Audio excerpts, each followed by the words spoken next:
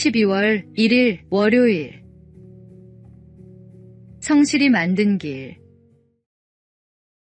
엔비디아의 창업자 젠슨 황은 대만 타이난에서 태어나 미국으로 이민을 왔습니다.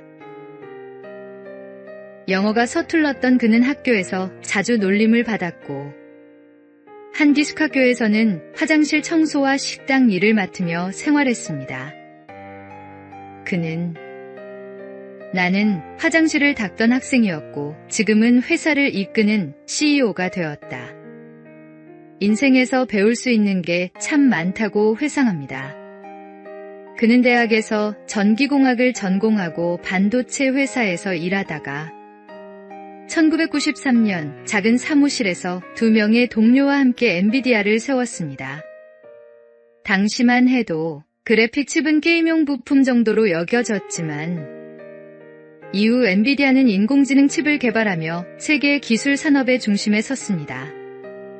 젠슨 황은 한 인터뷰에서 이렇게 말했습니다. 나는 사람들을 쉽게 포기하지 않는다. 그들이 더 나아질 수 있다고 믿기 때문이다. 작은 일에도 정직하고 사람의 가능성을 믿으며 오랫동안 같은 자리를 지켜온 그의 모습은 포기하지 않는 성실함이 얼마나 큰 힘이 되는지를 보여줍니다. 우리도 하나님께서 주신 장점이 있습니다. 그것이 기술이든 섬김이든 혹은 묵묵한 성실함이든 그 장점을 포기하지 않고 끝까지 살릴 때 하나님께서 놀라운 일을 이루십니다. 오늘의 말씀. 그런즉 너희는 먼저 그의 나라와 그의 의를 구하라. 그리하면 이 모든 것을 너희에게 더하시리라. 오늘의 만나. 하나님께서 각자에게 주신 재능은 크기가 아니라 충성도로 빛납니다. 작은 일에 성실한 사람이 큰 일에도 신실할 수 있습니다.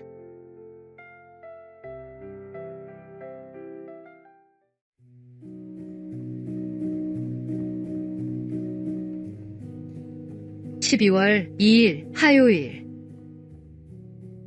창조세계의 미소. 어느 봄날, 한 사진가가 연못가에서 특별한 순간을 포착했습니다. 청둥오리가 울타리에 앉아 숨을 내쉬는 모습이었는데 햇살 아래 피어오르는 입김이 마치 담배 연기처럼 보였습니다. 사진의 제목은 야외 흡연 구역이었습니다. 빗물을 털며 서로 장난치는 두 사자, 큰 귀로 눈을 가린 코끼리의 숨바꼭질 같은 모습 등 야생동물의 익살스러운 순간들이 담긴 사진들입니다. 이 사진들은 2015년부터 시작된 코미디 야생동물 사진전의 작품들입니다. 이 사진전은 단순히 웃음을 주는 것을 넘어 소중한 의미가 있습니다. 야생동물의 모습이 우리와 얼마나 닮았는지 보여주면서도 멸종위기에 처한 생명들에 대한 관심을 높이는 것이 목표입니다. 수익금의 일부는 야생동물 보호재단에 기부되어 실제로 생명을 지키는 일에 쓰입니다. 동물들의 모습을 바라보면 우리와 다르지 않은 숨결이 느껴집니다. 그들도 하나님께서 돌보시는 피조물이며 우리가 함께 지켜야 할 이웃입니다. 하나님의 창조 세계를 돌보는 일은 곧 창조주 하나님을 사랑하는 또 하나의 방법입니다. 오늘의 말씀. 하나님이 지으신 그 모든 것을 보시니 보시기에 심히 좋았더라. 오늘의 만나. 하나님이 지으신 모든 생명에는 존재의 이유가 있습니다. 작은 피조물 하나에도 그분의 사랑이 담겨 있음을 기억하십시오.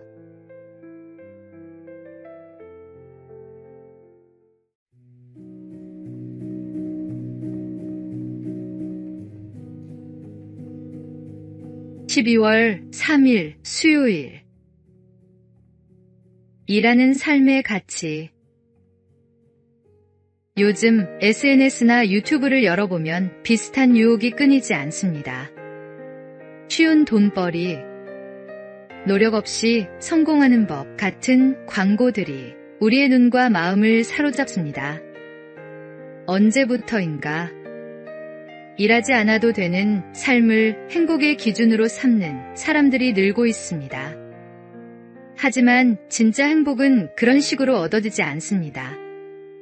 건강한 몸과 성실한 마음으로 자신의 능력을 다해 일하며 그 일을 통해 기쁨과 의미를 발견할 때 우리는 비로소 살아있음을 느낍니다. 자신의 노력이 가정과 이웃 그리고 사회에 유익을 전할 때 그 인생은 더욱 깊어지고 단단해집니다. 물론 인생의 언덕을 오르는 길은 결코 쉽지 않습니다. 땀을 흘리고 상처를 입으며 때로는 넘어지기도 합니다. 그러나 그 과정 속에서 우리는 생각하는 힘과 실행력, 책임감과 인내를 배우게 됩니다. 그리고 마침내 성숙한 인격으로 자라납니다. 아무리 많은 돈을 쌓아도 인간미를 잃는다면 그 인생은 결국 차가운 금고 앞을 지키는 일과 다르지 않습니다. 계산보다 열정을, 편안함보다 의미를 선택하며 자신의 일을 통해 세상을 따뜻하게 바꾸는 사람들의 등장과 회복을 오늘도 기대하며 기도합니다. 오늘의 말씀. 게으른 자여 개미에게 가서 그가 하는 것을 보고 지혜를 얻으라. 오늘의 만나. 수고하는 손에 하나님의 축복이 임합니다. 일 자체가 은혜이며 그 일을 통해 우리는 하나님의 형상을 드러냅니다.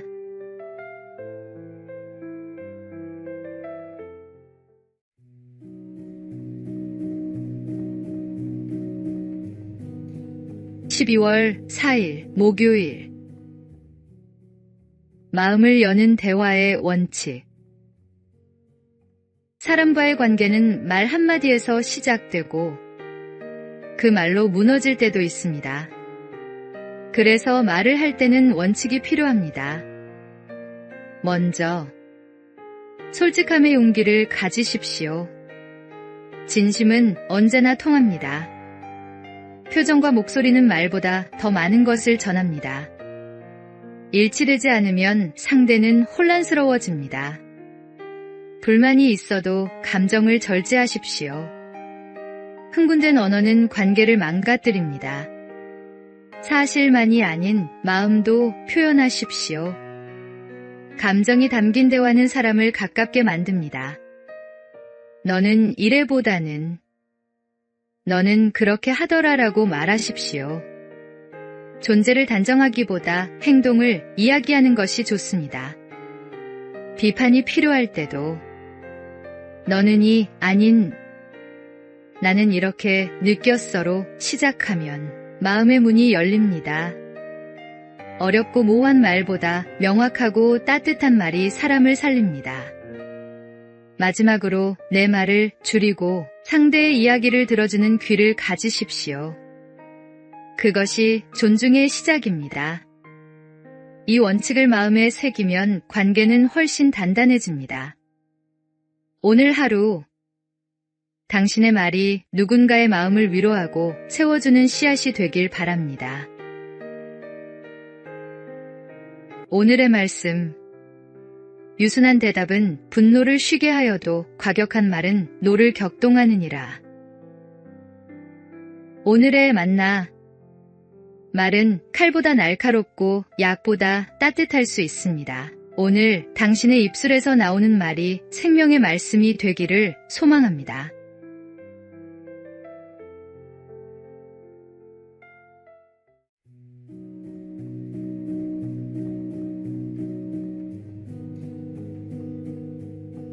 (12월 5일) 금요일. 신호를 지키는 것. 요즘 도로를 달리다 보면 빨간불을 무시하고 지나가는 차량이나 보행 신호를 기다리지 못해 뛰어드는 사람들을 자주 보게 됩니다. 한순간의 조급함이 사고로 이어지고 그 피해는 자신뿐 아니라 다른 사람의 삶까지 무너뜨립니다. 뉴욕시에서는 교통질서 의식을 조사한 결과 하루 평균 100만 대가 넘는 차량이 신호를 어긴다고 합니다. 이 통계는 단지 뉴욕의 문제가 아니라 전 세계 도시가 겪는 현실이기도 합니다. 편리함과 속도를 우선시하는 시대 속에서 잠깐이니까 괜찮겠지 하는 마음이 점점 커지고 있습니다. 그러나 신호는 단순한 규칙이 아니라 생명을 지키는 약속입니다.